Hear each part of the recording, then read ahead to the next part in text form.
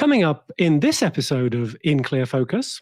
So dog and cat owners, they're very different people. So something that you say that works really well with dog owners can completely backfire on you with cat owners. It's sort of the same sensitivity that you might expect to see when you're marketing products that are made for human babies.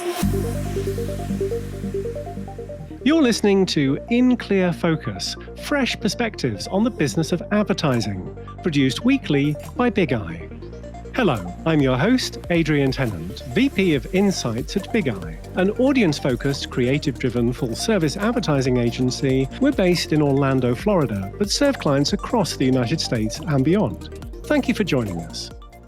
The American Pet Products Association, or APPA for short, reports that Americans spent nearly $1 billion on pets and pet care in 2020. The vast majority of the spending was on dogs and cats, but last year also saw increases across the board as families acquired more fish, reptiles, birds, and small mammals as companions during COVID-19 lockdowns. Today, a majority of pet owners consider their pets to be members of the family, so much so that you'll often hear the phrase pet parent rather than owner. The global industry which supplies pet food, products, and services is responsible for this modern view of pet parenting.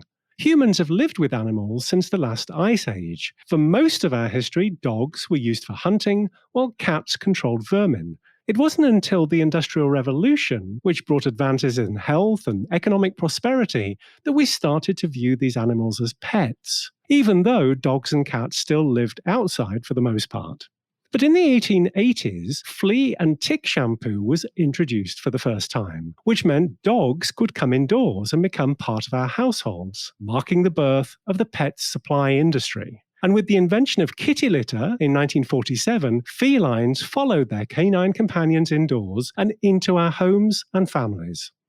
Our guest this week is especially well-versed in today's global pet industry. Sarah Salva is the Director of Marketing and Brand Development at H&C Animal Health, headquartered in Parker, Colorado. Prior to her current role, Sarah worked on product innovation at the White Wave Foods Company, which includes the Horizon brand of organic products, and as brand marketing manager for Open Road Snacks. Sarah graduated magna cum laude from Texas Tech University with a specialization in animal science and agribusiness. Sarah, welcome to In Clear Focus. Thank you. Do you consider yourself a pet owner or a pet parent? I am a pet parent for sure. So especially during COVID, I spend all my days working from home with my Aussie Vera, and I often wonder when she's going to start talking back to me.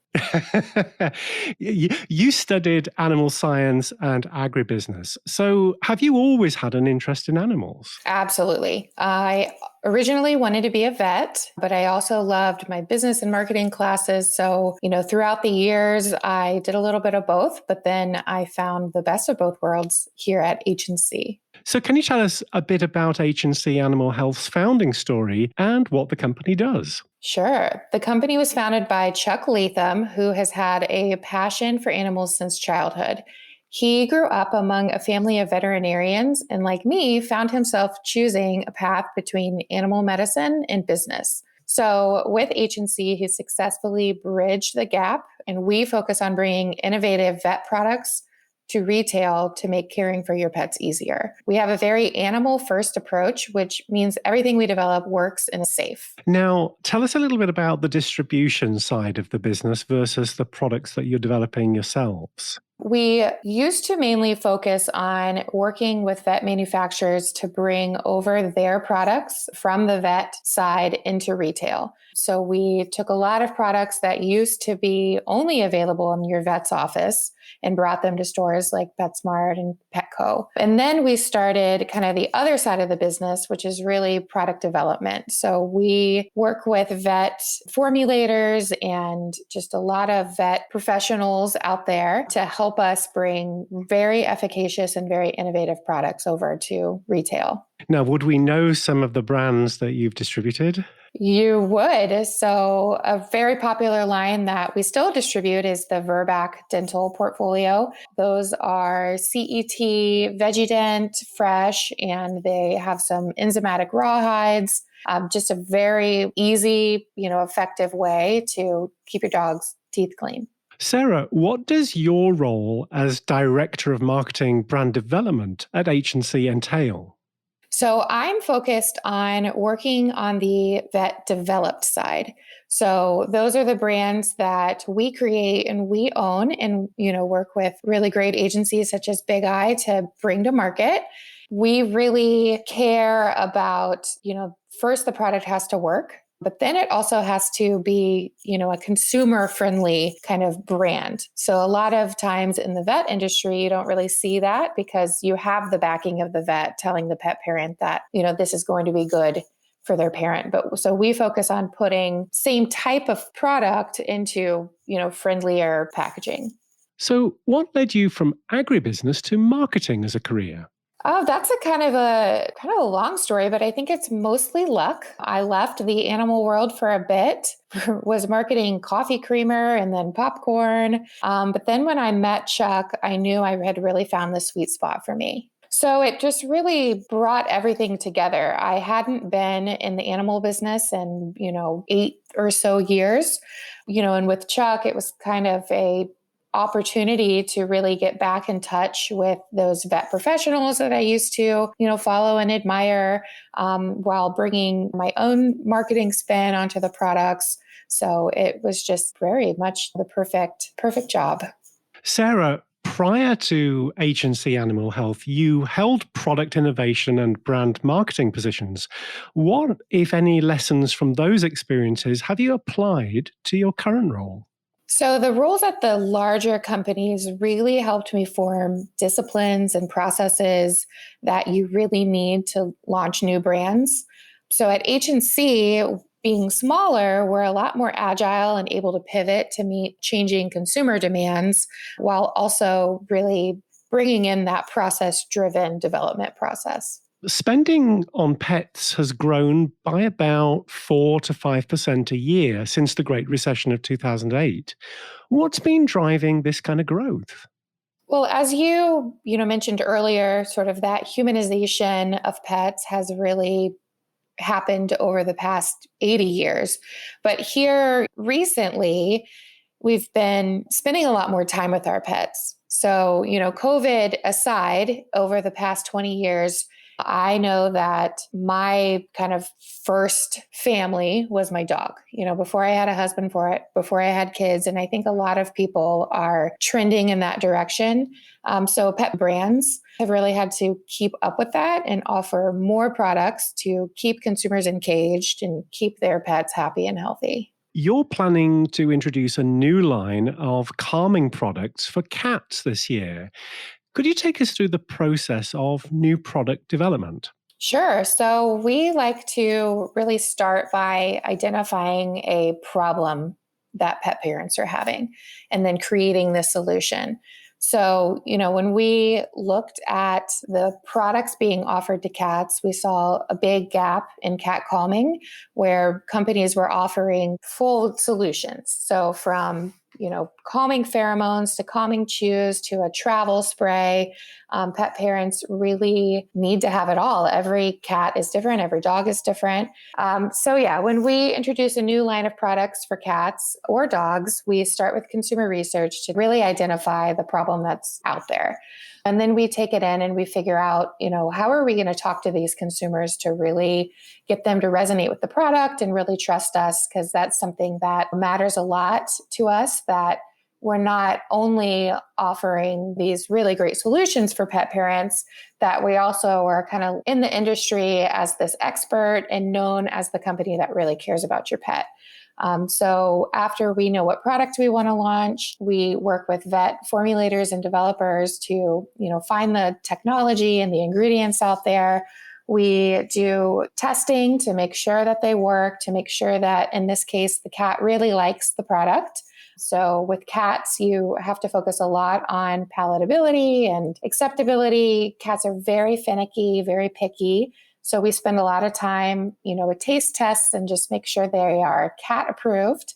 And then we go through packaging and website and really, focus on the communication because that's really important. So Sarah, for the cat calming line, can you tell us about the brand name? Sure. So the line is called Be Serene. It is a line of cat calming products. So we have a long-lasting pheromone, a pheromone plus catnip spray, and then this summer we'll be coming out with a line of cat chews. And any plans for a similar line for canine companions?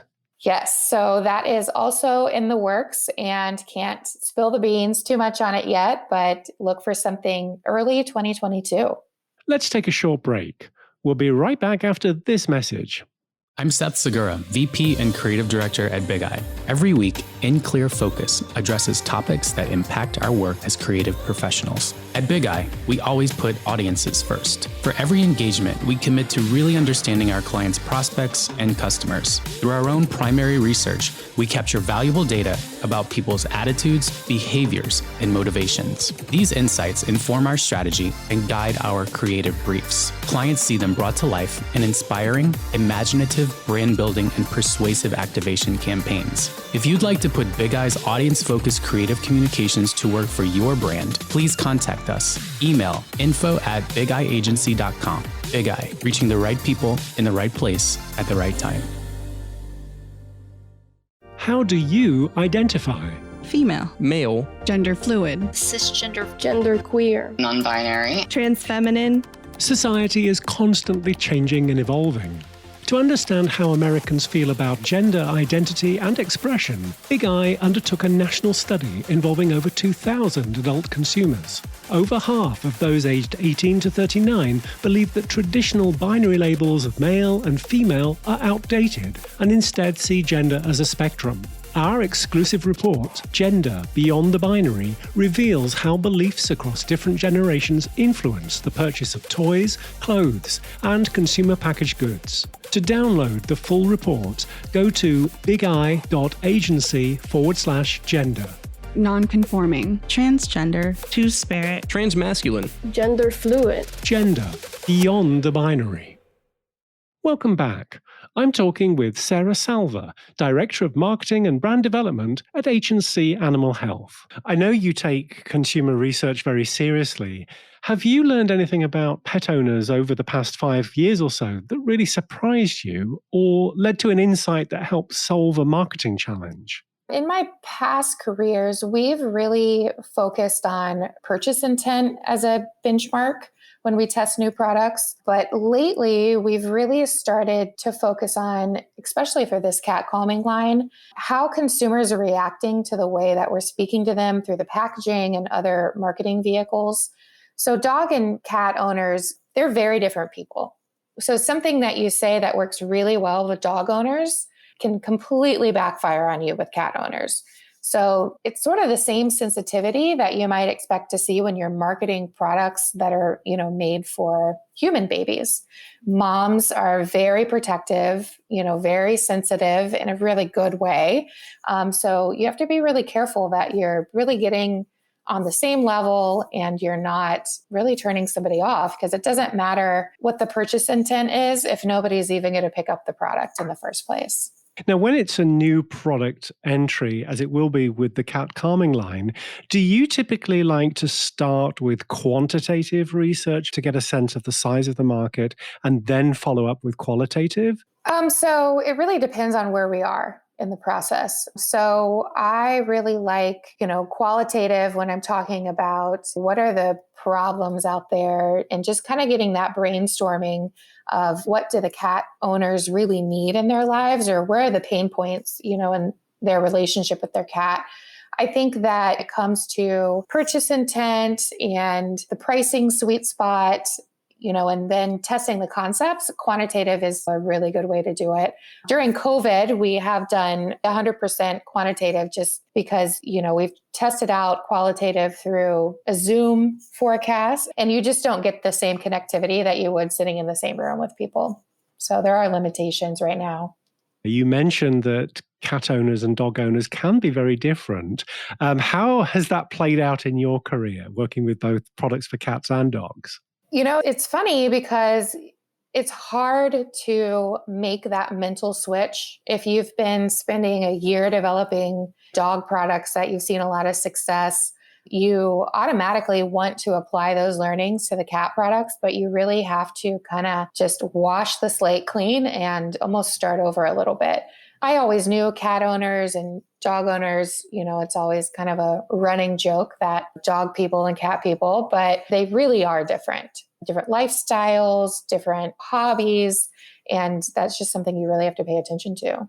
I mentioned research from the American Pet Product Association at the beginning of this episode. Every year, the APPA holds the Global Pet Expo, the world's largest annual trade show devoted to pet products. This year, it's moving to a fully digital experience due to COVID-19. How are you planning to adapt your company's event to a virtual forum? So with the absence of having in-person connections this year, we are certainly having to adapt our approach. But we're still focused on having valuable one-on-one time with retailers and development partners. But the good news is, even though the virtual booth is only open for a week, we're not limited to celebrating Global Pet and making those connections in just that 1 week. So typically, you've got 3 nights that you've got to plan your kind of engagements. And now we're getting to kind of celebrate the whole month of March to launch our new product. H&C has always been known to make a really big splash at Global, from our booth to the happy hours to who we're kind of bringing in to see the products. But, this year will be no different. And we have some really big plans in the works that we hope to be able to announce soon. Andrea Laurent Simpson, a sociologist at Southern Methodist University in Dallas, is the author of a book entitled Just Like Family: How Companion Animals Joined the Household. Her view is that in the US, pets are increasingly serving as surrogate children for millennials who can't afford to start families, or for single people who forgo having children. Sarah, do you agree with her assessment? I definitely agree that that's part of the equation. I know that my husband and I had 2 dogs long before we even thought about having kids. So it taught us a lot about, kind of our lifestyle and types of things that we like to, do together with our dogs, but also the limitations of, not just being 2 adults kind of free to do whatever we want. We still had shared responsibilities. I think the other part that I really love about the millennials really bringing pets in is that they really aren't breed focused. So I've really loved seeing the surge in the shelter adoptions among, younger people. In 22 US cities, the term pet owner has been replaced with guardian in municipal codes, suggesting that pets are increasingly viewed like people. So do you think we're on the verge of seeing civil rights for cats and dogs? Maybe. I'm not so sure that dogs and cats should get a vote for president, but if it further protects them from abuse or harm, then I'm all for it. I have definitely wished that I could count my dog as a dependent on my taxes, though. A $1.6 billion segment of the US insurance market, pet insurance, is growing at about 17% a year. Now, despite its rapid growth, only about 2.5 million US pets are insured, of which about 80% are dogs. But that's still less than 3% of all pets in total, according to the North American Pet Health Insurance Association. Now, given that 30% of pets in Sweden and 23% in the UK are insured, Sarah, why do you think Americans have been slow to adopt insurance for pets? I don't think that it's very well marketed, actually. I've been a dog owner since the day I graduated from college. And I didn't really know that it existed until starting my job at H&C, which is an amazing company that offers a discount for pet insurance. So I really think that much like cat calming products, other countries have, really done a really good job of marketing this and making it kind of a norm. So, when you think about adopting a dog or a cat, for us, our first step is go to the vet. Find a vet. But I think that the first step at shelters and stuff around the world is hooking the pet parent up with an insurance company. Yeah, well, originally from the UK, I can tell you the vets and the insurance companies kind of work with one another. So yeah, much more acceptable over there. Sarah, how optimistic are you about the pet industry's prospects for growth over the next few years? I think that it's only going to continue to grow. We don't see any sign that it's going to decline or level off. I'm continually surprised looking at other companies and the great innovations they have coming out. Whenever you think, what else can we possibly offer to our dog or cat? Every year we see a ton of new stuff. So people are just going to continue to buy because they love their pets. Mm-hmm. What have you bought for your pet in the last month? We have been very focused on dental in the last few months. Kind of got a little slap on the wrist from our vet last month that I wasn't brushing Vera's teeth enough. So we have invested in new toothbrush and toothpaste to make sure that it's something that she actually enjoys.